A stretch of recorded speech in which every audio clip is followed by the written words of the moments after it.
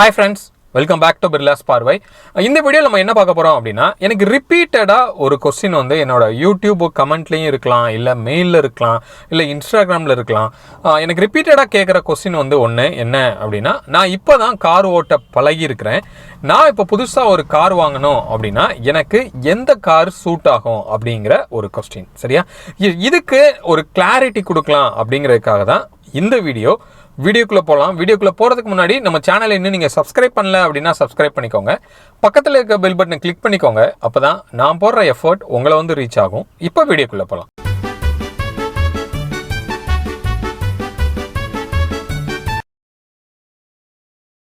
Friends, பிகினரா நம்ம இருக்கும்போது எந்த கார் நமக்கு செட் ஆகும் அப்படிங்கிற கொஸ்டினே வந்து தப்பு அப்படின்னு நான் சொல்வேனே. கேட்டால் மித்தவங்களுக்கு எப்படி அப்படின்னு எனக்கு தெரில. பட் என்னை பொறுத்த வரைக்கும் அந்த கொஸ்டின் வந்து ஒரு தப்பான கொஸ்டின். ஆக்சுவலாக யார் வேணாலும் வந்து எந்த கார் வேணாலும் ஓட்ட முடியும். அதுவும் ஒரு பிகினராக இருக்கும்போது என்னால் இதெல்லாம் ஓட்ட முடியாதோ அப்படின்னு சொல்லி உங்கள் மைண்டில் இருந்ததுன்னா கண்டிப்பாக அந்த ஒரு தாட்டை வந்து உங்கள் மைண்ட்லேருந்து நீங்கள் எடுத்துடணும். சரியா?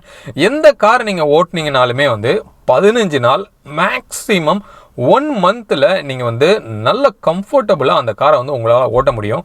அது வந்து ஆல்டோ 800 இருக்கலாம், இல்லை ஒரு இனோவா கிறிஸ்டாவா கூட இருக்கலாம். உங்களால் கண்டிப்பாக எந்த பிரச்சனையும் இல்லாமல் கம்ஃபர்டபுளாக உங்களால் ஓட்ட முடியும்.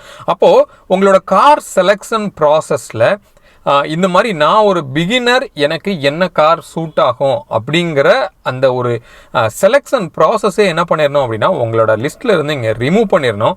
அதை மைண்டில் வச்சுட்டு நீங்கள் உங்கள் காரை வந்து நீங்கள் செலக்ட் பண்ணக்கூடாது. சரியா? இதை நான் வந்து மென்ஷன் பண்ணணும் அப்படிங்கிறதுக்காகவே தான் இந்த வீடியோ வந்து ஆக்சுவலாக நான் பிளான் பண்ணேன். அப்போ எப்படி தான் நம்ம காரை நம்ம செலக்ட் பண்ணுறது அப்படின்னா, நீங்கள் எந்த கார் வேணாலும் நான் சொன்ன மாதிரி ஓட்டலாம். அப்போது உங்களோட ஃபஸ்ட்டு நீங்கள் பார்க்க வேண்டியது உங்களோட பட்ஜெட். சரியா? உங்களோட பட்ஜெட் என்னங்கிறது கண்டிப்பாக உங்களுக்கு தெரியும். அந்த பட்ஜெட்டை நீங்கள் ஃபிக்ஸ் பண்ணிவிட்டு நெக்ஸ்ட்டு உங்களோட ரெக்குவயர்மெண்ட் என்ன அப்படிங்கிறத நீங்கள் முதல் யோசித்துக்கணும். அந்த ரெக்குவயர்மெண்ட்டுக்குள்ளே பிகினர் அப்படிங்கிற ஒரு கேட்டகரி உள்ளே வரவே கூடாது. நீங்கள் கண்டிப்பாக நீங்கள் ப்ராக்டிஸ் பண்ணும்போது நான் சொன்ன மாதிரி மேக்ஸிமம் 1 மந்த்துக்குள்ளே நீங்கள் கண்டிப்பாக ரொம்ப கம்ஃபர்டபுளாக உங்களால் உங்கள் காரை ஓட்ட முடியும். சரியா? அது வந்து ஈவன் ஹோண்டா சிட்டியாக இருந்தாலும் சரி, எவ்வளோ லென்த்தான காராக இருந்தாலும் சரி, எவ்வளோ ஒய்டான காராக இருந்தாலும் சரி, உங்கள் மைண்டில் கிளியராக அது ரிஜிஸ்டர் ஆயிரும். 1 மந்த்துக்குள்ளே ரொம்ப கம்ஃபர்டபுளாக நீங்கள் ஓட்டலாம். ஓகே, அப்போது உங்களோட ரெக்குவயர்மெண்ட் அப்படின்னு நான் சொல்கிறது என்னது அப்படின்னா, உங்களுக்கு இந்த காரை என்ன பர்பஸ்க்காக நீங்கள் வாங்க போகிறீங்க? மெயினாக நீங்கள் சிட்டி யூஸ்க்கு தான் நீங்கள் வாங்க போகிறீங்களா, இல்லை நீங்கள் ஹைவே அடிக்கடி நீங்கள் போவீங்களா? மேபி நீங்கள் சென்னையோ பெங்களூரோ இந்த மாதிரி ஒரு மெட்ரோ சிட்டியில் இருக்கலாம். அங்கேருந்து monthly once R monthly twice வந்து என்னோட நேட்டிவ்க்கு நான் போயிட்டு வர வேண்டியிருக்கும். அந்த மாதிரி ரெக்குவயர்மெண்ட் இருக்கா அப்படிங்கிறத க்ளீனாக ஃபஸ்ட்டு வந்து உங்களை நீங்கள் அந்த கொஸ்டினை வந்து நீங்கள் கேட்டுக்கணும். எதுக்காக நம்ம இப்போ கார் வாங்க போகிறோம் அப்படிங்கிற ஒரு கொஸ்டின். சரியா?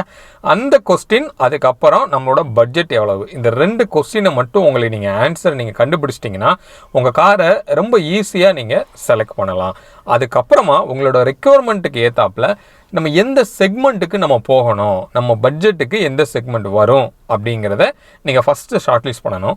அது வந்து ஒரு ஹேட்ச்பேக்காக இருக்கணுமா, இல்லை நமக்கு வந்து ஒரு காம்பேக்ட் எஸ்யூவி வேணுமா, இல்லை நமக்கு நல்ல ஒரு பூட் வேணும் அப்படிங்கிறதுக்காக நீங்கள் மேபி காம்பேக்ட் செடன் போகிறதுக்கு வாய்ப்பு இருக்கும். இல்லை ஃபுல் செடனே என்னால் போக முடியும் என்னோட பட்ஜெட்டுக்கு, இல்லை ஃபுல் எஸ்யூவி என்னால் பட்ஜெட்டுக்கு போக முடியும், இல்லை எங்கள் ஃபேமிலியில் 6 பேர் இருக்காங்க, எனக்கு வந்து ஒரு எம்பிவி வேணும், அப்போ நான் ஒரு எர்டிகாவோ இல்லை இனோவாவோ நான் போக போகிறேன் அப்படிங்கிற மாதிரியான ரெக்குவயர்மெண்ட்டை வந்து ஃபஸ்ட்டு நீங்கள் கேதர் பண்ணுங்கள். செக்மெண்ட்டை ஃபஸ்ட்டு நீங்கள் வந்து ஃபிக்ஸ் பண்ணுங்கள்.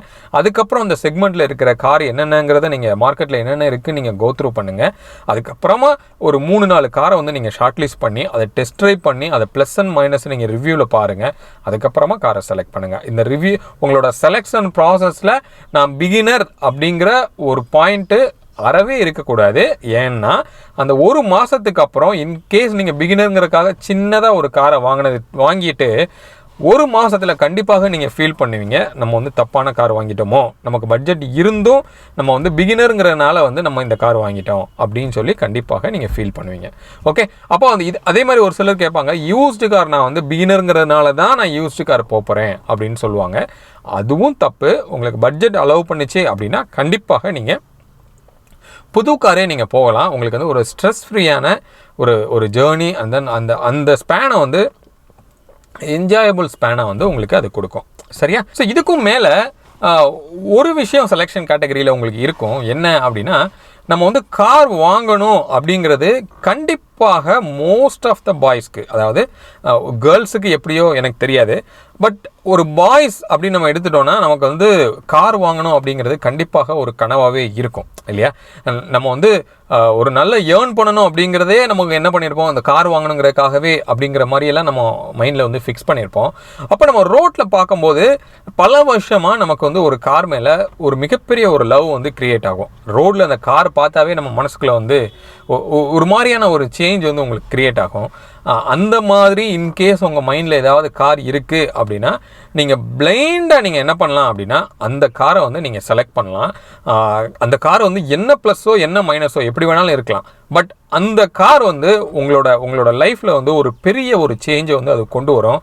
உங்களோட அடுத்த கட்டத்துக்கு வந்து கண்டிப்பாக அந்த கார் வந்து உங்களை கூட்டிகிட்டு போகும். சரியா? அதனால அந்த மாதிரி இன்கேஸ் உங்கள் மைண்டில் ஏதாவது ஒரு கார் இருக்குது, நிறைய பேருக்கு வந்து இந்த ஸ்விஃப்ட் வந்து அந்த மாதிரி மைண்டில் வந்து ரிஜிஸ்டர் ஆகிருக்கும். வாங்கினா இந்த கார் தான் வாங்கணும் அப்படின்னு சொல்லி நிறைய பேர் யோசிச்சு வச்சுருப்பாங்க. அப்போ அதனால தான் நீங்கள் மார்க்கெட்டில் பார்த்தீங்கன்னா அந்த ஸ்விஃப்ட் வந்து அதிகமாக வந்து சேல் இருக்குது. அதுக்கு முக்கியமான ரீசன் வந்து நிறைய பேரோட லைஃப்பில் அந்த ஸ்விஃப்ட் அப்படிங்கிறது வந்து மைண்டில் பயங்கரமாக வந்து ஒரு லவ்வாகவே வந்து அது க்ரியேட் ஆகிருக்கு. சரியா?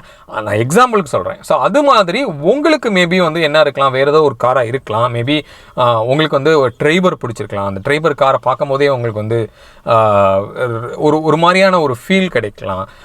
இல்லை நான் வந்து ஒரு i10 வாங்கணும் அப்படின்னு நீங்கள் நினச்சிருக்கலாம்.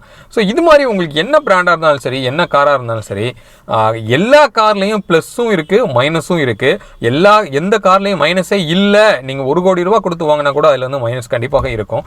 அதனால் உங்களுக்கு மைண்டில் ஒரு கார் ரிஜிஸ்டர் ஆகிருக்கு அப்படின்னா பிளைண்டாக அந்த காருக்கு வந்து நீங்கள் கண்டிப்பாக நீங்கள் வாங்கலாம். எப்போ உங்களுக்கு வாங்க முடியுங்கிற ஒரு கேப்பபிலிட்டி இருக்கோ அப்போ நீங்கள் டெஃபினட்டாக அதை வாங்கலாம். சரியா? அப்போ நான் இந்த வீடியோவில் நான் என்ன ஃபைனலாக உங்களுக்கு கன்க்ளூட் பண்ணுறேன் அப்படின்னா, உங்களோட செலெக்ஷன் ப்ராசஸில் நான் பிகினர், அதனால் எந்த காரு அப்படிங்கிற ஒரு செக்லிஸ்ட் வந்து அதிலேருந்து கண்டிப்பாக நீங்கள் ரிமூவ் பண்ணிடுங்க. உங்களால் எந்த காரும் ஓட்ட முடியும். எவ்வளோ பெரிய காராக இருந்தாலும் உங்களால் ஓட்ட முடியும். வித்தின் அ மந்தில் உங்களால் ஓட்ட முடியும். ஹோப் இந்த வீடியோவில் நான் உங்களோட அந்த டவுட்டை கிளாரிஃபை பண்ணியிருக்கேன் அப்படின்னு நான் நினைக்கிறேன்.